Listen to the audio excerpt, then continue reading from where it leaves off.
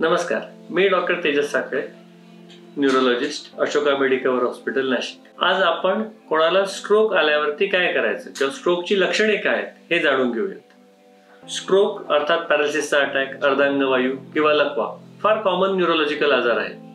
त्याची लक्षणं म्हणजे अचानकपणे एका बाजूची ताकद जाणे, हातपाय जड पडणे, बोबडी वळणे किंवा चेहरा वाकडा होणे, अचानकपणे जोरात तोल जाणं किंवा चक्कर येणे, हे कॉमन लक्षणं। हे सोडून पण काही लक्षणं असतात, पण हे कॉमन लक्षण आहे। आणि जर का कोणाला अशी लक्षणं अचानकपणे सुरू होत असतील तर सुरुवातीच्या काळात ऍक्शन घेणं फार महत्वाचं असतं। स्ट्रोक हा असा आजार आहे की याच्यात सुरुवातीचे काही तास खूपच महत्वाचे असतात। ढोबळ मनाने स्ट्रोक दोन प्रकारचे असतात, एकात रक्त गोठतं किंवा इस्केमिक स्ट्रोक असतो, दुसऱ्यात रक्तस्राव होतो किंवा हिमोरेजिक स्ट्रोक। तर मेजॉरिटी साधारणपणे 85% पेशंट हे इस्केमिक स्ट्रोकचे असतात।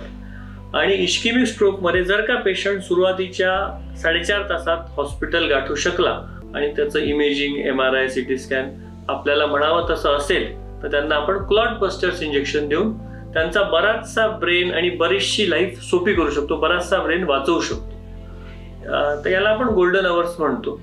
तर एक महत्वाची गोष्ट असते की स्ट्रोकची लक्षणं दिसली की लवकरात लवकर स्ट्रोक रेडी किंवा जिथे CT स्कॅन किंवा MRI अवेलेबल आहे अशा हॉस्पिटलला गाठणं फार महत्वाचं असतं। बऱ्याच वेळा असं होतं की आपला पेशंट पोहोचेपर्यंत ऑलरेडी गोल्डन अवर्स निघून गेले असतात आणि मग आपल्याला पेशंटला अशी एकदम दिशा बदलणारी ट्रीटमेंट ऑफर करता येत नाही। आपल्याला मी हेच सुचवीन की स्ट्रोकची लक्षणं आढळली लवकरात लवकर स्ट्रोक रेडी हॉस्पिटल गाठावे।